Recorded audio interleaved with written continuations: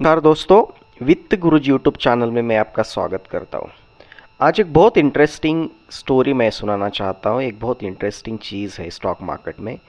Normally हमने stock market में देखा होगा किसी भी शेयर की एक फेस वैल्यू होती है। फेस वैल्यू मतलब शुरुआत में जब भी कंपनी शुरू की होगी उस टाइम पे एक शेयर के प्राइस डिसाइड की होती है। जैसे कि म्यूचुअल फंड जब नया एनएफओ आता है उसका उस टाइम पे उसका जो एनएवी होता है वो नॉर्मली 10 वगैरह रखते हैं। उसी हिसाब से जब भी मतलब कंपनी ने इनिशियल जब कोई फंड वगैरह रेज किया होगा तो उस टाइम पे 10 रुपए के हिसाब से पर शेयर के हिसाब से वो फंड जुटाती है। तो इनिशियल शेयर प्राइस जो होती है ना उसको फेस वैल्यू बोलते हैं। तो नॉर्मली हमने स्टॉक आउट पर देखा होगा किसी भी कंपनी का एक फेस वैल्यू होता है। हायर मतलब 10 होता है और लोअर मतलब हमारे इंडियन स्टॉक मार्केट में लोअर जो फेस वैल्यू होता है वो 1 होता है।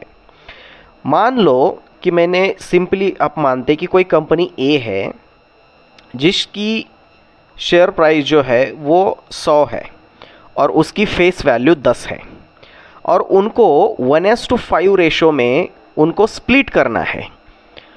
ठीक है, तो उसकी फेस वैल्यू में क्या चेंज होगा? सिंपल सा है, मतलब शेयर प्राइस 100 है, फेस वैल्यू 10 है, स्प्लिट का जो रेशो है वो 1:5 है। ठीक है, तो मतलब एक शेयर जो है वो 5 शेयरों में स्प्लिट हो जाएंगे या कट हो जाएंगे।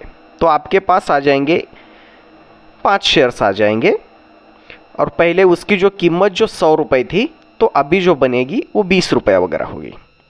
लेकिन फेस वैल्यू पे क्या चेंज आता है वो हम देखते हैं।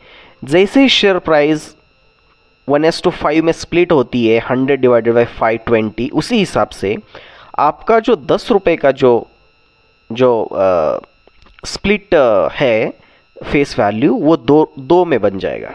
ठीक है, मतलब 10 डिवाइडेड बाई 5 किया तो 2 बन जाएगा। मान लो अभी आपका फेस वैल्यू 2 है और मान लो कुछ 4, 5, 10 साल के बाद आपको फिर से उसको स्प्लिट करना है 1:5 में। ठीक है, टेक्निकली अगर मैथमेटिकली हम जाए तो वो जो फेस वैल्यू है अभी 2 है तो उसको 5 में डिवाइड किया हमने। अभी हमने शेयर प्राइस वगैरह कितना होगी वो तो हमने कंसिडर नहीं किया क्योंकि कुछ भी हो सकती है। तो पर फेस वैल्यू तो आपकी 2 है, वो तो 5 में बटेगी तो आपकी मतलब मैथमेटिकल वैल्यू तो 0.4 आता है फेस वैल्यू।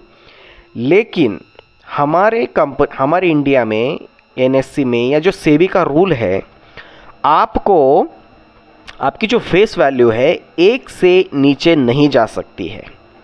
ठीक है, ये बहुत इंपॉर्टेंट चीज़ है। आपने देखा होगा फंडामेंटल में किसी कंपनी का अगर फंडामेंटल एनालिसिस करते तो उसमें आपको 1 दिखेगा, 2 दिखेगा, 5 दिखेगा, 10 दिखेगा फेस वैल्यू, लेकिन 1 के नीचे फेस वैल्यू आपकी नहीं दिखेगी।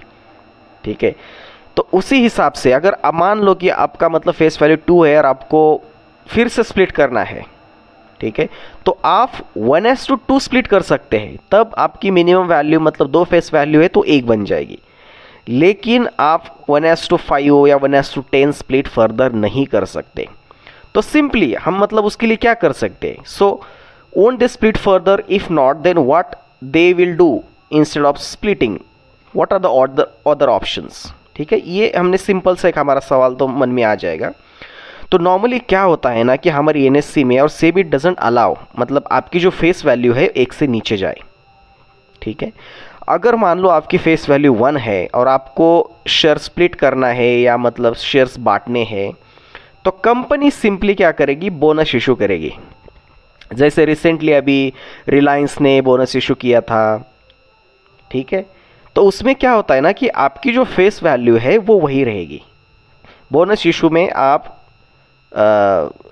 फेस वैल्यू आपकी चेंज नहीं होती। नंबर ऑफ शेयर्स अगर 1:1 आपने बोनस इशू किया तो आप मतलब आपके 1 में 2 बटेंगे। या बोनस इशू आप भी ऐसे भी कर सकते हैं कि 1:5 जो भी रेशो है उसमें आप बोनस इशू कर सकते हैं, लेकिन आपकी फेस वैल्यू सेम रहेगी। तो ये एक बहुत ही इन्फॉर्मेटिव मुझे लगा, मुझे क्यूरियोसिटी थी, इसलिए मैंने उसके बारे में थोड़ी जानकारी ली और ये आपके साथ शेयर की। अगर आपको अच्छी लगे तो कमेंट बॉक्स में ज़रूर लिखिए। अगर ऐसे ही किसी भी चीज़ के बारे में आपको थोड़ा भी मतलब कुछ क्यूरियोसिटी है, जानना है, तो आप मुझे कमेंट करके मुझे बता सकते हैं, तो मैं उसके बारे में पक्का रिसर्च करके एक छोटा सा वीडियो बनाऊंगा। Thank you for watching.